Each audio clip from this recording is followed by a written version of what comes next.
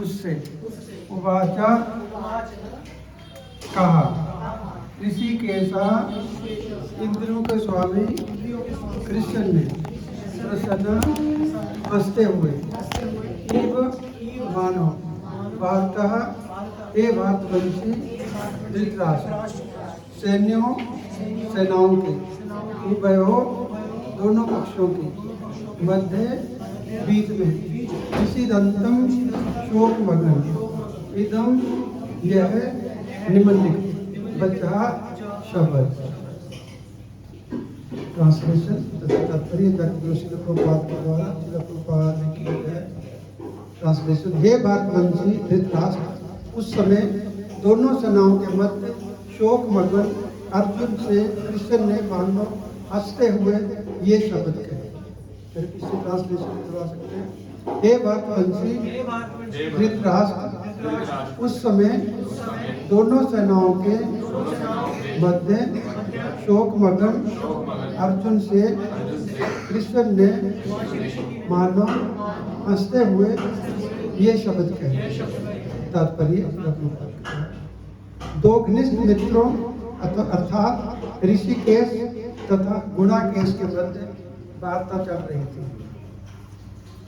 मित्र के रूप में दोनों का पद समान था, किंतु इनमें एक स्वेच्छा से दूसरे का शिष्य बन गया। कृष्ण हंस रहे थे क्योंकि उनका मित्र उनका शिष्य बन गया था।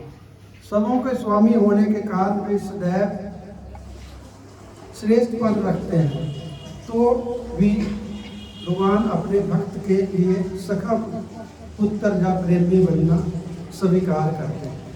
किंतु जब उन्हें गुरु रूप में अंगीकार कर लिया गया तो उन्होंने तुरंत गुरु की भूमिका निभाने की कोशिश से गुरु की भांति गंभीरता पूर्वक बातें की जैसा अपेक्षित। ऐसा प्रतीत होता है कि गुरु तथा शिष्य की यह वार्ता दोनों सेनाओं की उपस्थिति में हुई, जिससे सारे लोग लाभान्वित थे। अतः भगवद गीता का संवाद किसी एक व्यक्ति, समाज या जाति के लिए नहीं अपितु सर्वों के लिए है और उससे सुनने के लिए शत्रु या मित्र समान रूप से अधिकारी है। ओम ज्ञानतिमिरान्धस्य ज्ञानाञ्जनशलाकया चक्षुर्मिलितं येन तस्मै श्रीगुरवे नमः। श्रीचैतन्यमनोभीष्टं स्थापितं येन भूतले स्वयं रूप कदा मह्यं ददाति स्वपदान्तिकम्। वन्देऽहं श्रीगुरु श्रीयुतपदकमलं श्रीगुरून् वैष्णवांश्च। श्रीरूपं साग्रजातं सहगना रघुनाथान्वितं तं सजीवं साद्वैतं सावधूतं परिजनसहितं कृष्णचैतन्यदेवं श्रीराधाकृष्णपादान् सहगना ललिता श्रीविशाखान्वितांश्च। नमो विष्णुपादाय कृष्णपृष्ठाय भूतले श्रीमते भक्तिवेदान्त स्वामिनिधि नामिने। नमस्ते सरस्वती देवे गौरवाणी प्रचारिणे निर्विशेष शून्यवादी पाश्चात्य देशतारिणे। हे कृष्णा करुणा सिंधु दीनबंधु जगत्पते गोपेश गोपिका कांत राधा कांत नमस्ते। तप्त कंचन गौरांगी राधे वृंदावनेश्वरी विश्वानुसुते देवी प्रणमामि हरिप्रिये। वंशाकल्पतरुभ्यश्च कृपा सिन्धुभ्येव च पतितानां पावनेभ्यो वैष्णवेभ्यो नमो नमः। जय श्री कृष्ण चैतन्य प्रभु नित्यानंद श्री अद्वैत गदाधर शिवासादि गौर भक्तवृंद। हरे कृष्णा कृष्णा कृष्णा हरे हरे, हरे राम राम राम हरे हरे। हरे कृष्णा कृष्णा कृष्णा हरे हरे, हरे राम राम राम हरे हरे। हरे कृष्णा कृष्णा कृष्णा हरे हरे, हरे राम राम राम हरे हरे। तम उवाच ऋषिकेशः प्रसन्न एव वार्ता सैन्योर्भ्यो मध्ये विषिदन्तम् इदं वचः। हे भारतवंशी धृतराष्ट्र, उस समय दोनों सेनाओं के मध्य शोक मगन अर्जुन से कृष्ण ने मानो हंसते हुए ये शब्द कहे। तो यहाँ पे कौन बोल रहा है श्लोक? ये संजय बोल रहा है, संजय धृतराष्ट्र को बता रहा है, कह रहा है कि जो तब हुआ था ऋषिकेश कि उस समय ऋषिकेश कृष्ण ने हंसते हुए ये शब्द कहे। इसका विस्तार चल रहा है, यहाँ पे कह रहा है हंसते हुए शब्द कहे। क्यों हंस रहे हैं भगवान? भगवान इसलिए हंस रहे थे कि जो उनका अर्जुन उनका मित्र था, अभी तक कितने सालों से उनको भगवान को मित्र ही समझ रहा था, लेकिन उसका मित्र या उनका शिष्य बन गया। एकदम से रिलेशन चेंज हुआ, तो इसलिए उन्होंने अपने मित्र को गुरु स्वीकार कर लिया। एक शिष्य बन गया, एक गुरु बन गया। इसलिए वो स्माइल कर रहे थे, वो धीमे धीमे मुस्कुरा के बात कर रहे थे, क्योंकि अर्जुन ने उनको अपना गुरु बना लिया। वैसे भगवान वैसे सभी के गुरु हैं, हर एक जितने भी जीव हैं, हर एक व्यक्ति के गुरु भगवान है ना। जगत गुरु मतलब बंदे श्री जगत गुरु गुरु हैं। लेकिन भगवान इतने दयालु हैं कि अपने भक्तों के साथ वो अलग अलग तरह के रसों के अंदर रसवादन करते हैं। यशोदा माता नंद बाबा के साथ वो एक बच्चा बन गया, उनका पिता के समान बन गया है ना। ऐसी सखाओं के साथ उनके मित्र हैं, जो अर्जुन का एक सखा है, ऐसे उनके श्री धामा कितने उनके फ्रेंड जो सारे उनके साथ वो मित्रों जैसा व्यवहार करते हैं। और कौन सा रस होता है? वात्सल्य रस हो गया। और कईयों को अपने आप को अपना स्वामी मानते हैं भगवान को, जैसे हनुमान जी, भगवान ऐसे उनके साथ वो करते हैं है ना। सखा के भाव में हो गया, स्वामी के भाव में हो गया। और कई लोग उनको अपना प्रियतम मानते हैं, जैसे गोपियां हैं। सबके गुरु हैं लोग, भगवान इतने दयालु हैं, गुरु होने के बावजूद अलग अलग तरह का रस का आस्वादन करते हैं, क्योंकि वो अगर उनको नंद बाबा को, यशोदा माता को अगर पता होगा ये गुरु है मेरे या ये भगवान है, तो उसको आनंद नहीं आएगा। इसलिए योग माया के द्वारा भगवान क्या करते हैं, उनको भुला देते हैं। यशोदा माता को लगता मेरा छोटा सा बच्चा ही है, नहीं तो उसको बांधती कैसे होती है, कैसे बांधते कि वो डंडे से बांधती है। कई बार नंद बाबा के जूते सर पे उठा के लेके जाते हैं भगवान। इसलिए भगवान क्या है, इतने दयालु है कि योग माया के द्वारा उस चीज को कवर कर देते हैं। इसलिए भगवान यहाँ पे अर्जुन को बताने वाले हैं, तो बोलने के पहले भगवान क्या है, मुस्कुरा रहे हैं, भगवान हंस रहे हैं। और क्या लिखा है यहाँ पे, सैन्य और मध्य दोनों सेनाओं के बीच में, क्योंकि उनका जो मित्र था वो कंफ्यूज हो चुका था। पीछे सेकंड लाइन में आया है, विषिदंतम, शोक मगन है। उसका मित्र है वो शोक मगन है, ये हंस रहे हैं। कैसे मित्र है? एक उनका मित्र बेचारा दुखी हो रहा है, ये हंस रहे हैं है ना। भगवान ऐसे आस्वादन करते हैं भक्तों का। वो बड़ा दुखी हो रखा है, इस टाइम उनको कंफ्यूज हो चुका था, उसको समझ नहीं आ रहा था मैं क्या करूँ। इसलिए वो शोक मगन था, भगवान उसको हंसते हुए इसके लिए आचार्य अलग अलग रीजन बताया हंसने के। आगे हम करेंगे उसको दोबारा से, कैसे क्यों भगवान हंस रहे हैं, उसका रीजन है। और क्या है, भगवान यहाँ पे वो कंफ्यूज हुआ था, उसको बताने के लिए भगवान सैन्य और व्योम मध्य दोनों सेनाओं के बीच में बोल रहे हैं। नहीं तो जनरल मित्र के बीच में कोई प्रॉब्लम हुई, चलो कान में जाके उधर बैठ के बात करते हैं, बैठ के है ना, कॉन्फिडेंशियल बात है, बैठ के करते हैं। या अर्जुन को भगवान ये नहीं बोला व्हाट्सएप का मैसेज किया, पढ़ लो उसको जाके, मैंने तुम्हें वॉइस मैसेज डाला है उसको जाके पढ़ो, ऐसे नहीं किया। भगवान क्या कर रहे हैं, सैन्य और व्योम मध्य दोनों सेनाओं के बीच में बोल रहे हैं, सबके सामने बोल रहे हैं। कई लोग बोलते हैं ना कि मेरे को तो क्या हो कॉन्फिडेंशियल वो देते हैं, मंत्र देते हैं, गुरु मंत्र देते हैं, गुरु बनते हैं, क्या बोलते हैं उसको, गुप्त मंत्र देते हैं। लेकिन भगवान यहाँ पे गुप्त मंत्र नहीं दे रहे। इसी तरह हरे कृष्ण महामंत्र है, सबको दिया गया है। भगवान क्या कर रहे हैं, करोड़ों वहाँ पे कितने सैनिक थे, सबके सामने बोला जा रहा है भगवत गीता जो।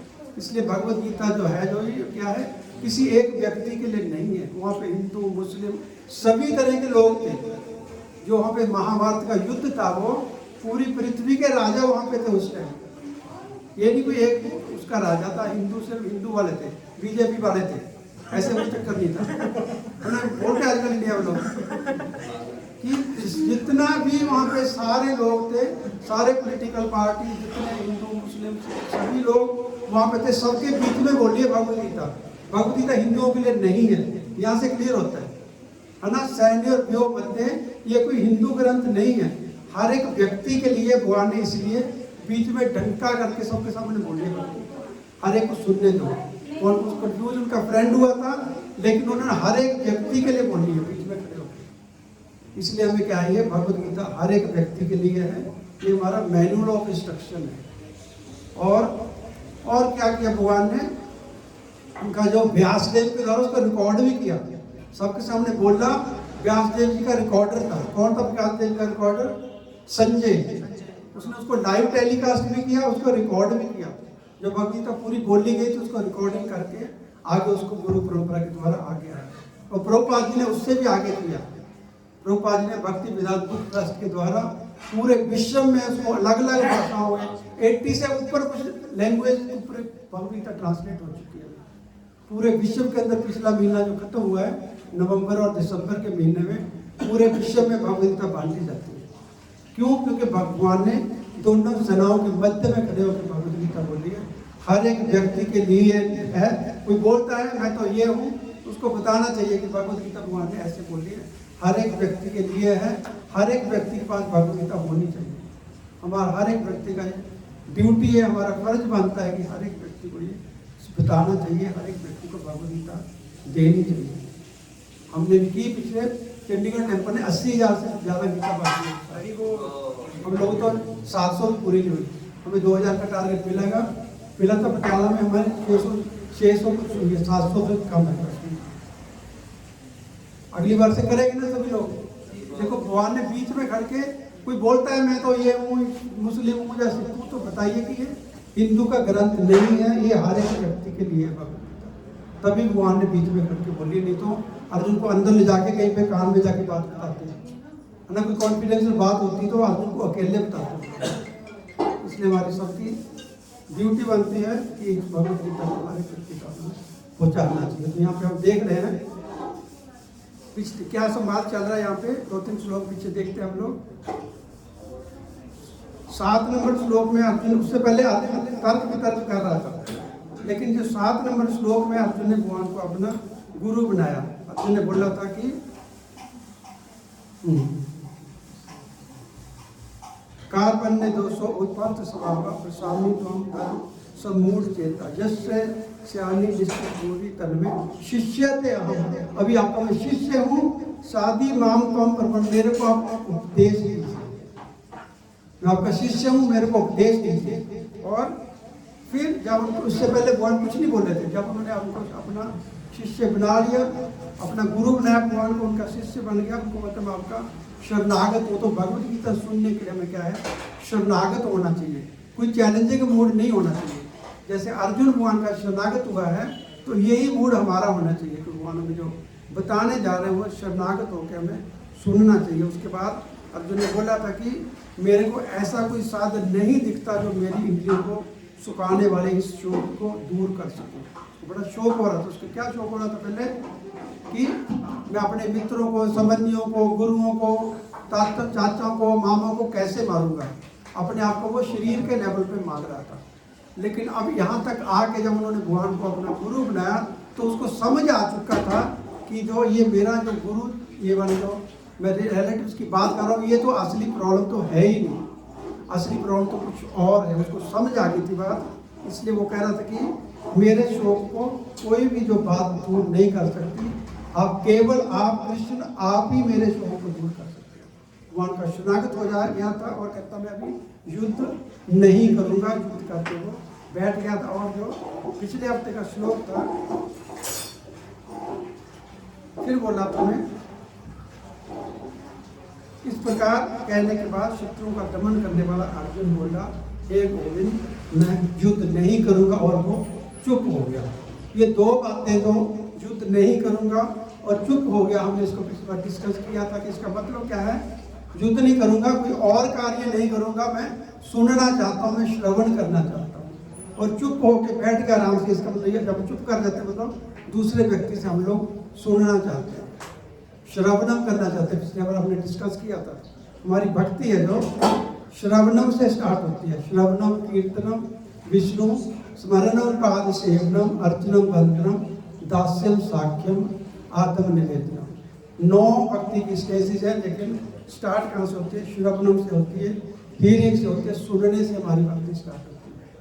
ऐसे हमारे आचार्य हुए हैं जिन्होंने 9 विधियों को एक विधि का पालन करके वो भगवान के धाम पे चले गए श्रवणम के माध्यम से। कौन है श्रवण के आचार्य? परीक्षित महाराज। श्रवणम कीर्तनम, भगवान की कीर्ति का गान करना, सुखदेव गोस्वामी। कीर्तनम विष्णु स्मरणम, विष्णु को हमेशा भगवान को याद करना है। प्रहलाद महाराज हमेशा भगवान को याद रखते हैं, 24 घंटे भगवान का श्रवण करते थे, इसलिए भगवान ने उन्होंने पग पाग पे कितनी प्रॉब्लम है भगवान उनको बचाया। विष्णु स्मरणम पाद सेवनम, चरणों की सेवा करती हैं, लक्ष्मियाँ हैं भगवान के चरणों की सेवा करती है लक्ष्मी जी। पाद सेवनम की आचार्य है। अर्चनम, अर्चा वगैरह की पूजा करना। कौन है आचार्य? हाँ? नहीं महाराज, क्या नाम है? ऋतु महाराज। ऋतु महाराज। अर्चनम बंदनम, बंदनम भगवान को वंदना करना, उसके हैं अक्रूर जी। वंदनम दास्यम हनुमान जी, साख्यम अर्जुन, साख्यम अर्जुन और भगवान के सखा हैं जितने। और आत्मनिवेदनम, आत्मनिवेदनम मतलब सब कुछ भगवान को दे दिया। बलि महाराज, बलि महाराज है। हम लोग भी बोलते हैं, लोग बोलते हैं आत्मनिवेदन, सारा कुछ क्या है, तन मन धन सब कुछ है तेरा, तेरा तुझको है ना, क्या लागे है मेरा, लेकिन देते कुछ नहीं। छोड़ के 100 रुपया रखेंगे बाकी वाल में, है ना। वैसे उस गुरबानी में भी गाते हैं, जो कुछ है सो तेरा, ये भी गाते हैं ना, तेरा तुझको सौंपिए क्या लागे है मेरा। हम बोल तो देते हैं हम लोग, लेकिन वो रखते हैं। लेकिन बलि महाराज ऐसा है, उन्होंने अपना सब कुछ दे दिया। 2 पग उन्होंने बोला था, 3 पग भूमि दी के, तो 2 पग पे भूमि देने के बाद तीसरा पग रखने के लिए जगह नहीं, उन्होंने बोला कि मेरे सर पे रखिए। इसलिए क्या भगवान की जो हमारे यहाँ पे अर्जुन क्या कह रहा है, सुनना चाहता है भगवान से, चुप हो गया वो, सुनने के आचार्य हैं। तो आज का जो श्लोक है इसमें फिर संजय बता रहा आगे कि हे भारतवंशी धृतराष्ट्र, दोनों सेनाओं के मध्य शोक को अर्जुन ने माने, हंसते हुए कृष्ण ने अर्जुन से ये शब्द कहा। तो यहाँ पे हमारा कार्ड देना, रुक जाओ।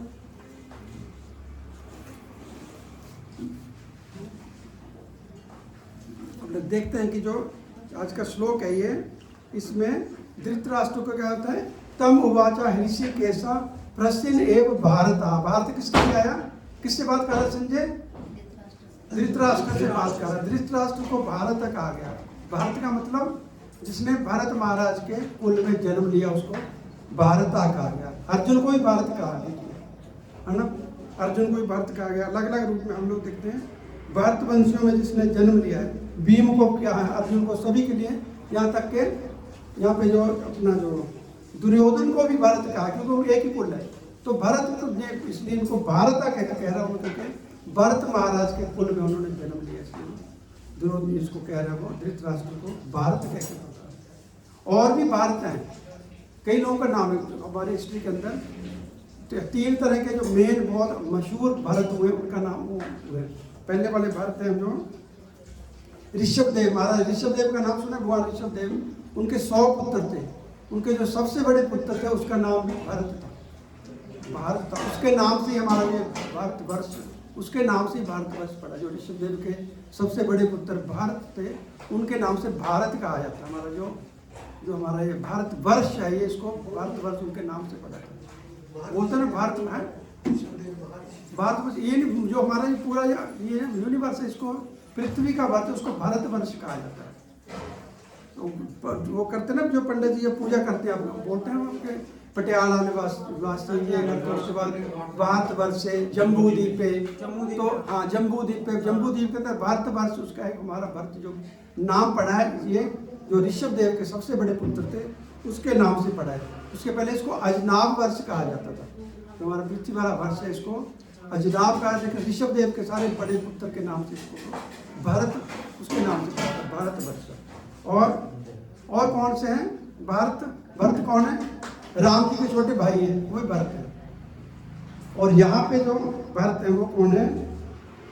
दुष्यंत और शकुंतला थी, चंद्रवंश के जो राजा दुष्यंत और उनकी पत्नी शकुंतला थी, उनके बेटे थे महाराज भरत, उनके कुल में आते हैं। कहते जो महाराज भरत थे, जो छोटे से बालक थे, वो इतने स्ट्रॉन्ग थे, इतने शक्तिशाली थे, वो शेर के बच्चों के साथ खेलते थे, इतने शक्तिशाली थे। उसके अंदर बहुत ही, उसी के कुल में भगवान जो नामा स्कंद आता है भागवत का, उसके अंदर उसका वर्णन आता है, भरत महाराज का वर्णन आता है। और जो भरत महाराज उन्होंने 27,000 वर्षों तक पृथ्वी पर राज्य किया था, और ये अश्वमेध यज्ञ बड़े किए थे। उन्होंने कहते हैं उन्होंने 3,300 अश्वमेध यज्ञ किए थे। इसी के कुल में ये धृतराष्ट्र आ रहे हैं, अर्जुन आ रहे हैं, इनको क्या है भारता कह के पुकार रहे हैं। इसलिए ताम वाचा ऋषिकेश प्रसिद्ध एवं भारता, ताम वाचा ऋषिकेश, भगवान को यहाँ पे क्या कह रहे हैं, ऋषिकेश कह के पुकारा गया। ऋषिकेश का प्रभुपाद जी लिख रहे हैं, ऋषिकेश का मतलब है इंद्रियों के स्वामी, जो हर एक इंद्रियों के स्वामी है। अगर हम भगवान की इंद्रियों को तुष्ट करेंगे तो हमारी इंद्रियां अपने आप तुष्ट हो जाएंगी, और भगवान हर एक व्यक्ति को वो दुख दूर करते हैं। हमें प्रॉब्लम किस लिए आती है, हमारे सोल के लेवल पे कोई ड्युअलिटी नहीं होती, इंद्रियों की वजह से हमें सुख दुख आता है। अगर हम भगवान चाहेंगे तो सबकी इंद्रियों को वो संतुष्ट करने वाले हैं। श्रीमद् भागवतम में जो पहले स्कंद के 8वें अध्याय में वहाँ पे इसका वर्णन आता है महाभारत का। तो कुंती महारानी भगवान को कहती है वहाँ पे, कि कुंती महारानी कहती है कि जो जैसे आपने देवकी माता को उसके दुख को दूर किया, देवकी माता और उनके पिताजी को दुख को दूर करने के लिए भगवान प्रकट हुए, तो उन्होंने कंस की जेल से उनको छुड़वाया था, अपनी माता को उसका कष्ट दूर किया था। और कुंती महारानी कहती है जैसे आपने उसका कष्ट दूर, इसी तरह आपने हमारा भी कष्ट दूर किया। कितने कितने कष्ट आए पांडवों को, तो भगवान ने उसको दूर किया। तो इसलिए यहाँ पे कह रहे हैं संजय धृतराष्ट्र को कि जैसे उन्होंने कुंती महारानी के और उन्होंने अपनी माता के कष्ट को दूर किया था, उन्होंने उसी तरह जो भगवान ऋषिकेश हैं वो अर्जुन के कष्ट को दूर करने वाले, ज़्यादा देर तक उनको कष्ट नहीं रहने वाला, कष्ट से निकलने वाला, क्योंकि भगवान उसके साथ हैं, इसलिए वही जीतने वाला है।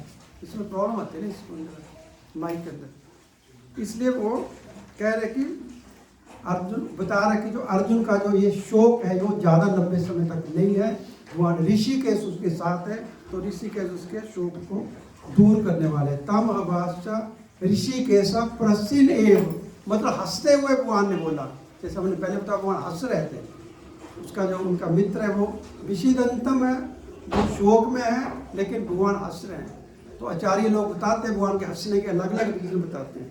इसका एक रीजन है कि जो भगवान क्यों हंस रहे हैं, पहले बोला था भगवान ने कि अर्जुन ने बोला था कि जो मेरी रात को दोनों सेनाओं को बीच में ले जाइए, बड़े उत्साह से था, लड़ने वाला था, तैयार ऑलमोस्ट लड़ाई तैयार होने वाली थी, चलने वाली थी, सारा कुछ हो गया था, शंख बज गए थे, बड़े उत्साह था उस टाइम अर्जुन को भी। तो अर्जुन ने बोला था कि लड़ने से पहले मैं देखना चाहता हूँ किसके साथ लड़ने जा रहा हूँ, तो दोनों सेनाओं के मध्य में ले चलिए, बीच में ले चलिए। भगवान देख रहे उस टाइम तो इतने उत्साह में था, लेकिन अभी कैसे बन के खड़ा हुआ, इसलिए भगवान मुस्कुरा रहे थे, स्माइल कर रहे थे, उनका फ्रेंड था, इसलिए भगवान उस समय हंस के उसको कह रहे थे। और हम देखते हैं कि जो अभी हमने पढ़ा था 7वां श्लोक, दूसरे अध्याय के 7वें श्लोक में जहाँ कहता है कार्बन्य 200 उपार्थ स्वभाव, उसमें बोला था अर्जुन ने कि उन्हें मेरे को आदेश दीजिए, बोला हमने पढ़ा श्लोक 7वें नंबर श्लोक, उसने बोला था भगवान ने मेरे को आदेश दीजिए जो मैं करना चाहता, लेकिन यहाँ पे आदेश को नहीं सुन रहा, है अपना निर्णय कर लिया, मैं नहीं लड़ूंगा। पहले तो बोला आदेश दीजिए, फिर कहता मैं नहीं लड़ूंगा और चुप होकर बैठ गया। इसलिए भगवान स्माइल कर रहे थे कि कैसे चेंज हो रहा है बार बार ये पर्सन, इसलिए भगवान स्माइल कर रहे थे। और एक और चीज़ है कि जो दोनों सेनाओं के बीच में बात चल रही है, सैन्य और व्यूह मध्य जो बात है दोनों सेनाओं के बीच में चल रही है, उसके मुंह से देख के लग रहा था उसका रंग उड़े हुए थे। अर्जुन खुद ही बोल रहा था कि मेरी जो त्वचा सूख रही है, मेरा गला सूख रहा है, तो देख के लग रहा था बंदा कंफ्यूज है। इसलिए लग रहा था कि दोनों दूसरी अपोजिशन पार्टी वालों को लोगों लगेगा कि अर्जुन तो डर गया, डर के बात कर रहा भगवान के सामने। इसलिए भगवान जब कोई डरा होता व्यक्ति, तो अगर भगवान भी वैसे उसको सीरियसली बात करेंगे, भगवान दूसरों को दिखाने के लिए कि उनको लगेगा कि वो डरा नहीं, हंस के बात कर रहे हैं, इसलिए भगवान हंस रहे थे वहाँ पे। हमारे अलग अलग आचार्य लोगों ने अलग अलग रीजन बता रहे हैं। और हम देखते हैं भगवान अलग अलग हंसते हैं, भगवान की हंसी बड़ी वो अलग अलग जगह पे श्रीमद् भागवतों में वर्णन आता है। श्रीमद् भागवतों में जो तीसरा स्कंद के अंदर भगवान कपिल देव अपनी माता देवहूति से बात करते हैं। वहाँ पे कपिल देव, वहाँ पे 25 और 35 नंबर श्लोक में आता है कि माता देवहूति से कहते हैं भगवान कि मेरे भक्त सदा मेरे सुंदर नेत्रों से युक्त मेरे प्रसन्न मुख का दर्शन करते हैं तथा साथ ही मुझे मेरे से प्रीति पूर्वक बातें करना चाहते हैं। भगवान कहने की जो भगवान का स्माइलिंग फेस है भक्तों को बड़ा अच्छा लगता है, भक्तों को आनंद आता है, इसलिए भगवान कहते हैं वो, इसलिए हंसन ये भक्ति का वो कहते हैं, इसलिए हंस के बात, इसलिए भगवान हंसते हैं कि उसको भक्तों को, भगवान के भक्तों को आनंद आता है। कपिल देव अपनी माता देवहूति से कहते हैं और भगवान कहते हैं। और इसी तरह भगवान कपिल आगे बताते हैं कि जो भगवान कहते हैं उसको कि जो योगी है जो योगी को भगवान श्री हरि की उदार मुस्कान का ध्यान रखना चाहिए। हसम हरेर अभिन अखिल भारत, जो भगवान है हर एक की जो दुख को दूर करने वाले हैं, लेकिन जो भगवान के भक्त लोग उसकी हंसी को देख के उनके सारे कष्ट दूर हो जाते हैं। और हम देखते हैं इसी तरह अलग अलग तरह के भगवान हंसते हैं और भगवान की हंसी का अलग अलग तरह दिया रीजन है, क्योंकि भगवान अपने भक्तों को आनंद करते हैं।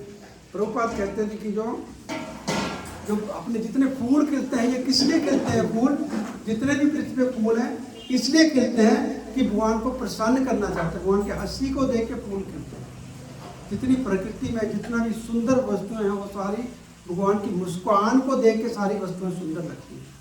इसलिए भगवान जो है वो हमें प्रसन्नता देने वाले हैं। इसलिए प्रभुपाद जी कह रहे हैं यदि गहराई से देखा जाए तो फूलों के खिलने का कृष्ण की मुस्कान के अतिरिक्त और कोई कारण नहीं है, केवल भगवान की मुस्कान के लिए वो खिलते हैं, भगवान को प्रसन्न करने के लिए, और भगवान अपने भक्तों को प्रसन्न करने के लिए वो मुस्कुराते हैं।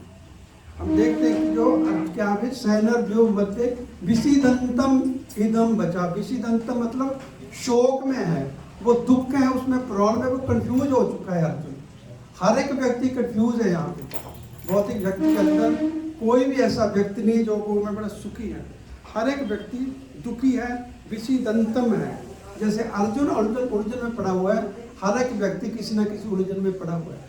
जितना मर्जी पढ़ा लिखा हो, जितना मर्जी पैसा हो, जितना मर्जी कुछ हो, हर एक व्यक्ति किसी न किसी उलझन में फंसा हुआ है। अर्जुन उलझन में फंसा हुआ था। तो प्रभुपाद जी लिख रहे हैं, जो भी आज साथ में जो परसों वाला श्लोक था उसके तात्पर्य में प्रभुपाद जी लिख रहे हैं। प्रभुपाद जी लिखते हैं कि जो ये प्राकृतिक नियम है कि भौतिक कार्यकलाप की प्रणाली ही हर एक के लिए चिंता का कारण है। जो ये भौतिक जगत बना है इसी प्रकार से बना है कि यहाँ पे कोई सुखी रह ही नहीं सकता। प्रभुपाद जी लिख रहे थे कि जो भौतिक कार्यकलाप की प्रणाली है यही हमारी चिंता का कारण है। प्रभुपाद जी लिखते हैं एक जगह पे, this place is not for gentleman to live. जो जेंटल व्यक्ति है यहाँ पे रह ही नहीं सकता। इसलिए प्रभुपाद जी लिख रहे हैं आगे, हर एक व्यक्ति इस भौतिक कार्यकलाप की प्रणाली चिंता का कारण है, इसका पग पग पर उलझन मिलती है। प्रभुपाद जी कह रहे हैं इसलिए क्या हमें प्रमाणिक गुरु के पास जाना चाहिए। अपना सल्यूशन निकालने की कोशिश करेंगे तो सल्यूशन नहीं निकल पाएगा। जैसे अर्जुन ने भगवान कृष्ण को अपना गुरु बनाया, इसी तरह प्रभुपाद जी कह रहे हैं हमें किसी प्रमाणिक गुरु के पास जाना पड़ेगा। जब तक हम किसी प्रमाणिक गुरु के पास नहीं जाएंगे तब तक हमारी उलझन का कोई सल्यूशन नहीं मिल पाएगा। प्रभुपाद जी कह रहे हैं आगे कि समग्र वैदिक ग्रंथ में ये उपदेश देते हैं कि जीवन की अनचाही उलझनों से बचने के लिए प्रमाणिक गुरु के पास जाना चाहिए। प्रभुपाद जी बार बार लिख रहे हैं जितनी हमारी उलझन है इससे बचने के लिए हमें क्या है, पग पग पर उलझन है और अपने आप आती है उलझन है, अनचाही उलझन है। कोई नहीं चाहता मेरे को उलझना है, कोई नहीं चाहता मेरे को प्रॉब्लम आती है, लेकिन उसका सल्यूशन प्रभुपाद जी कह रहे हैं हमें क्या है, एक प्रमाणिक गुरु के पास जाना चाहिए। किसी भी गुरु के पास नहीं तो टीवी पे ऐड आती है, न्यूज़पेपर पे ऐड आती है, ऐसे गुरु के पास नहीं, प्रमाणिक गुरु के पास जाना चाहिए। प्रभुपाद जी कहते हैं आगे, ये उलझने उस दावाग्नि के समान है। दावाग्नि मत क्या होती है, जो जंगल में आग लगती है। जंगल की आग को प्रभुपाद जी लिख रहे हैं कोई लगाता नहीं, उसको अपने आप लग जाती है। वहाँ पे कोई माचिस की जरूरत नहीं पड़ती। दो सूखी टहनियाँ आपस में टकराएंगी, जोर से हवा चलेगी, अपने आप उसको आग लग जाएगी। इसलिए प्रभुपाद कह रहे हैं जो जीवन की उलझना है वो अपने आप आग लगती है, इसी तरह हमारी उलझने भी अपने आप आती हैं। तो ऐसी स्थिति से उलझने के लिए हमें क्या है, गुरु के पास जाना चाहिए। हम रोज पढ़ते हैं सुबह मंगल आरती, संसार दावा नडलीड लोक त्राणाया कारुणा प्राप्त से कल्याण बंदे गुरु श्री चरणारविंद। जो गुरु हैं वो हमें इस अंधकार से निकालने वाले हैं, इस अग्नि से हमें बचाने वाले हैं। प्रभुपाद लिख रहे हैं इस प्रकार हम देखते हैं कि अर्जुन के विषाद का कारण यही है कि यद्यपि उन्होंने धर्म तथा सदाचार के नियमों से अपने तर्क वितर्क दिए कितने उसने, लेकिन भगवान कृष्ण की सहायता के बिना वो अपने उसको सॉल्व नहीं कर पाते। उसने कितने तर्क दिए, पहले अध्याय में आता कितना, ये नहीं करूंगा वो हो जाएगा, वर्ण शंकर हो जाएगा, वो हो जाएगा, सारे उसने शास्त्रों से, अपने पास नहीं कुछ बोल रहा था, शास्त्रों से कितने वो दिए तर्क वितर्क, लेकिन फिर भी वो जब तक भगवान का शरणागत नहीं हुआ तब तक उसकी समस्या का हल नहीं निकल सकता। प्रभुपाद कह रहे हैं क्योंकि अर्जुन समझ गए थे कि उनका तथाकथित ज्ञान उनकी समस्याओं को दूर करने में असमर्थ है, जो उसके पूरे शरीर को सुखाए जा रहा था। उसको समझ आ रही थी गुरु के पास जाना चाहिए। और जो पिछले हफ्ते का श्लोक 2.8 में प्रभुपाद लिखते हैं परपट में, प्रभुपाद कहते हैं कि संसार की समस्याएं क्या है, जन्म मृत्यु जरा व्याधि, जन्म बुढ़ापा रोग और मृत्यु की स्थिति जो है धन एकत्रित करने से नहीं दूर होगी। जितना मर्जी पैसा हो किसके पास, जितना मर्जी डेवलपर कंट्री हो, ये जन्म मृत्यु बीमारी बुढ़ापा इसको कोई भी व्यक्ति दूर नहीं कर सकता। सबके सामने आया, बार बार एग्जाम्पल लेते हैं, सबसे सामने आया कोरोना का, जो 2-3 साल पहले बड़े बड़े सो कॉल्ड कितने डेवलप कंट्री थे, उनके अंदर ज़्यादा प्रॉब्लम आई है। इसलिए प्रभुपाद जी ने पहले लिखा था कि जो प्रभुपाद जी लिख रहे हैं, अगर असली लाइन देखो, प्रभुपाद जी कह रहे हैं संसार की समस्याएं जन्म बुढ़ापा रोग तथा मृत्यु धन संचय तथा आर्थिक विकास से संभव नहीं है। जितना मर्जी कोई डेवलप कंट्री हो, विश्व के विभिन्न भागों में ऐसे राज्य हैं जो जीवन की सारी उलझने, जो सारी उसके साथ सुविधाओं से, उनके पास सारी सुविधाएं और आर्थिक विकास है, लेकिन फिर भी वो ये प्रॉब्लम है उसको दूर नहीं कर पाते। तो हमें क्या है, हमें सोल्यूशन क्या है, सबसे पहले सोल्यूशन क्या है इसका, हमें समझना चाहिए कष्टपूर्वक स्थिति में हूँ। जब तक मरीज बोलेगा नहीं मेरे को बीमारी है, तब तक उसका डॉक्टर इलाज कहाँ से निकालेगा। तो सबसे पहले प्रभुपाद जी लिख रहे हैं, सबसे पहले हमें क्या है, इसको समझना होगा कि मेरे को उलझन है, मेरे को प्रॉब्लम है, मैं किसी प्रॉब्लम में हूँ। फाइन थैंक यू नहीं है। आईसीयू में जाओगे, कोई पर्सन बैठा होगा, उसके जाकर पूछोगे कैसे हो, बढ़िया हो, ऐसे बोलेगा पर्सन, फाइन थैंक यू, है ना। उधर उसके ऊपर उधर पाइपें लगी हुई है, ऑक्सीजन लगी हुई है, उसको जाके पूछेगा कैसे हो, अच्छा हो, ऐसे बोलेगा। इसलिए हमें समझ नहीं आती, प्रॉब्लम ही नहीं समझ, आप प्रॉब्लम को नहीं मानेंगे जब तक, तब तक हमें उसका इलाज कहाँ से मिलेगा, गुरु हमें इलाज कहाँ से बताएगा। प्रभुपाद लिख रहे हैं भगवद गीता का प्रयोजन मनुष्य को भौतिक संसार के अज्ञान से उबारना है। इसलिए भगवद गीता है, जो हमारा अज्ञानता है उससे दूर करने के लिए भगवद गीता है। प्रत्येक व्यक्ति अनेक प्रकार की कठिनाइयों में फंसा है, जिस प्रकार अर्जुन कुरुक्षेत्र के युद्ध करने के लिए कठिनाई में है। थोड़ी सी कठिनाई में, तो हमें सिखाने के लिए कठिनाई में है। हर एक व्यक्ति दुविधा में फंसा हुआ है। प्रभुपाद कह रहे हैं अर्जुन ने क्या किया, अपनी दुविधा को दूर करने के लिए कृष्ण की शरण को ग्रहण किया। इसी तरह इसी के फलस्वरूप प्रभुपाद कह रहे हैं भगवद गीता का प्रवचन इसीलिए हुआ था, इसी के लिए बताया गया था। जो ये यहाँ पे संजय बोल रहा है, संजय उसको धृतराष्ट्र को बता रहा है ये वाली बात, किस लिए बता रहा है, क्या बोल रहा था पहले श्लोक में। धृतराष्ट्र ने क्या पूछा था, धर्म क्षेत्र उसने क्या पूछा था, मेरे धर्म क्षेत्र कुरुक्षेत्र के अंदर मेरे और पांडु के पुत्रों ने क्या किया। तो यहाँ पे भगवान वो क्या बता रहा है, बीच में उसने ये पूछा था कृष्ण ने क्या किया, तो यहाँ पे भगवान के बारे में बता रहा है ना। तो क्यों बता रहा है, उसी क्वेश्चन का जवाब दे रहा है। कि अर्जुन क्या कर रहा है अभी, वहां अर्जुन भगवद गीता की क्लास सुन रहा है, ये भी उसी के बारे में बता रहा है ना। इसलिए यहाँ पे बता रहा है कि जो भगवान क्या है, अर्जुन ने, इसलिए भगवान अर्जुन ने उन्होंने भगवान की शरण ग्रहण की और इसके फलस्वरूप क्या हुआ, भगवद गीता का जो प्रवचन हुआ है, प्रवचन करें ना केवल अर्जुन वर्ण हम में से प्रत्येक व्यक्ति इस जीवन के कारण चिंताओं से पूर्ण है। हर एक व्यक्ति को चिंता है ना ब्रह्मा जी, हर एक व्यक्ति को, जितना मर्जी हमारे पास डेवलप हो जाए, जितना मर्जी गाड़ियां आ जाए, जितना मर्जी कुछ हो जाए, हर एक व्यक्ति चिंता में प्रभुपाद कह रहे हैं। कष्ट भोगने वाले अनेक मनुष्यों में केवल कुछ ही ऐसे हैं जो वास्तव में ये जानने के जिज्ञासु हैं कि मेरे को कष्ट है। लोग तो मानते नहीं कि मेरे को कष्ट है, प्रभुपाद कह रहे हैं। बस कुछ व्यक्ति ऐसे हैं, करोड़ हजारों बंदों में एक व्यक्ति होगा जो ये मानने के लिए जिज्ञासु है कि मेरे को ये प्रॉब्लम किस लिए आ रही है, वाई आई एम सफरिंग। ऐसा व्यक्ति बड़े कम व्यक्ति होते हैं। प्रभु जी कह रहे हैं जब तक मनुष्य को अपने कष्टों के विषय में जिज्ञासा नहीं होगी तब तक उसे अनुमति नहीं होगी कि, तब तक उसे ये अनुभूति नहीं होगी कि वह कष्ट भोगना नहीं अपितु सारे कष्टों का हल ढूंढना चाहता है। हम तो वैसे ही हम सोचते हैं हमारे तो आएगा, सारा कुछ प्रॉब्लम चलती रहेगी, लेकिन जब हमें समझ आ जाएगी कि मेरे को ये प्रॉब्लम है तो क्या है, ब्रह्मांड भ्रमिते कोनो भाग्यवान जीव गुरु कृष्ण प्रसादे पाए भक्ति करता है।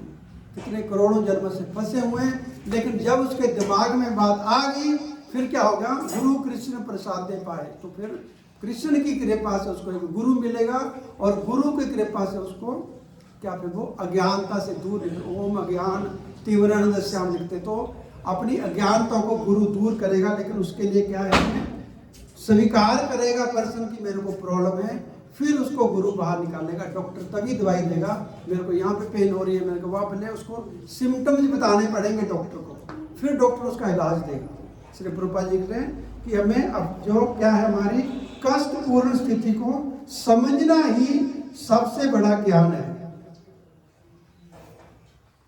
प्रभुपाद जी कह रहे हैं कि हाँ, मानवता तभी शुरू होती है जब मन में इस प्रकार की जिज्ञासा उदित होती है। नहीं तो किसी जानवरों में और पशुओं और मनुष्य के अंदर डिफरेंस, मनुष्य के अंदर यही डिफरेंस है कि उसके अंदर जिज्ञासा होती है कि मेरे को ये प्रॉब्लम किस लिए आ रही है। वही व्यक्ति मनुष्य कहलाने के काबिल है जिसको ये जिज्ञासा है, जिसको लगता है। फिर वो क्या होगा, फिर वो जैसे का भक्ति कहाँ से स्टार्ट होती है, आदो श्रद्धा साधु संग, उसको आदो श्रद्धा, फिर उसको श्रद्धा होगी, थोड़ी सी कुछ ढूंढना चाहता है, फिर क्या उसको भगवान की कृपा से कोई गुरु मिलेगा, साधु संग मिलेगा, फिर भजन क्रिया करके वो अलग अलग स्टेज पे भगवान को वो प्राप्त कर सकते हैं। प्रभुपाद जी कह रहे हैं, प्रभुपाद जी कह रहे हैं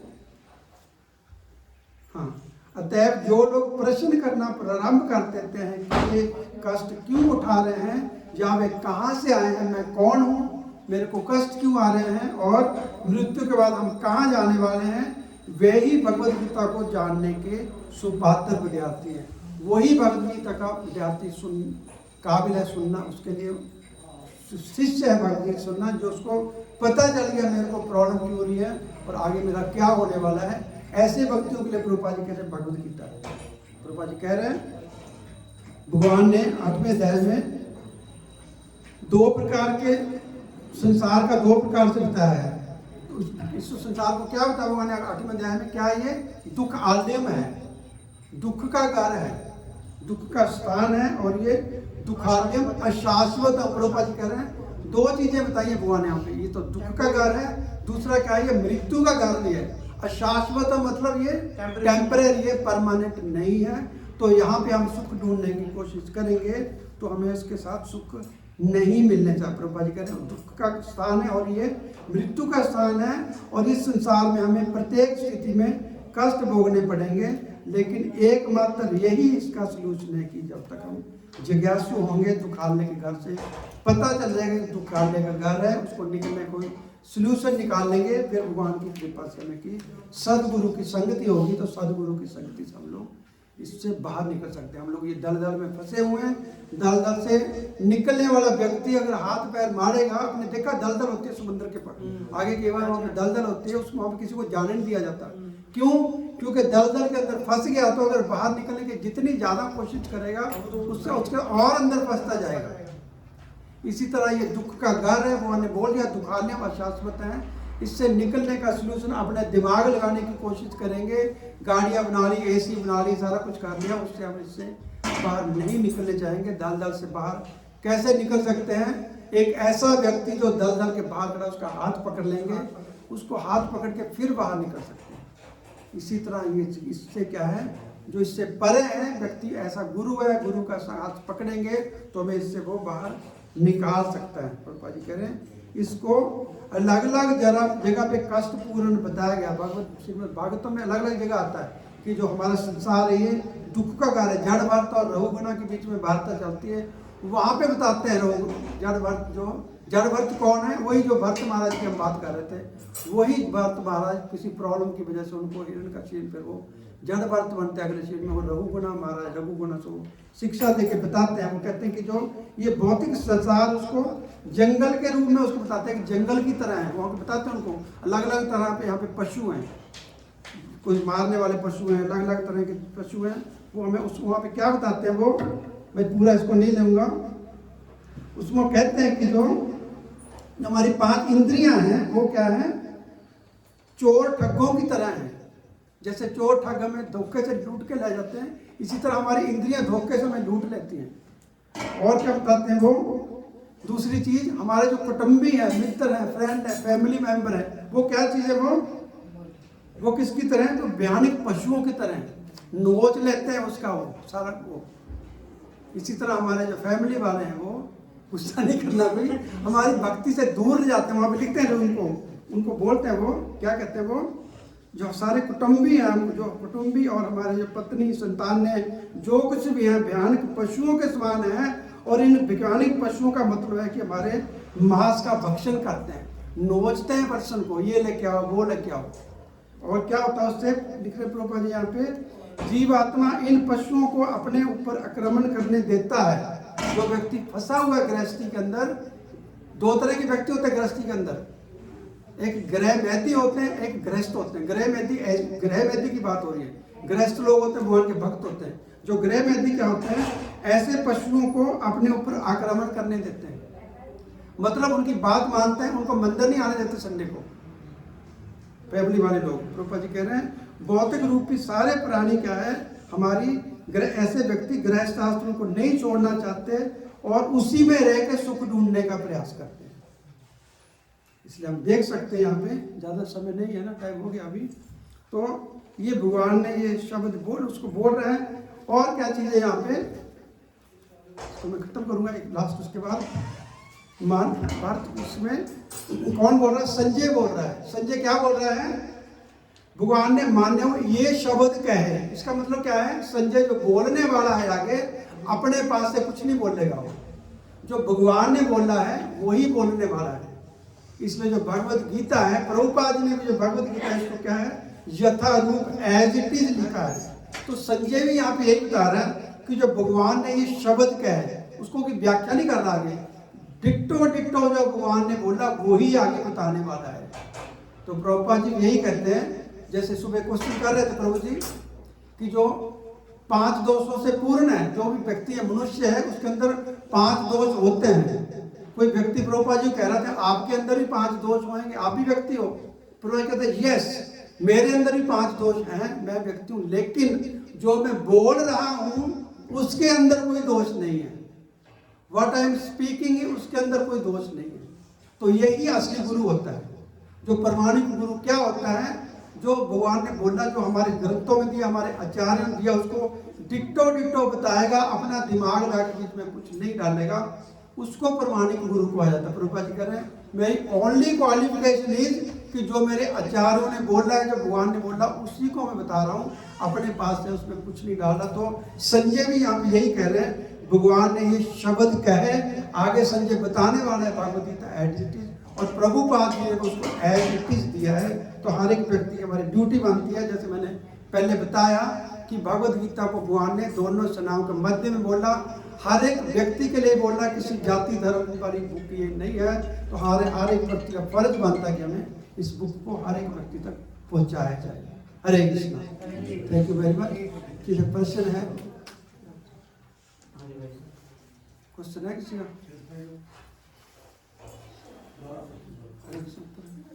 हरे Krishna. Thank you very much. भगवत वाणी भगवद गीता की जय। जगत गुरु श्रील प्रभुपाद की जय।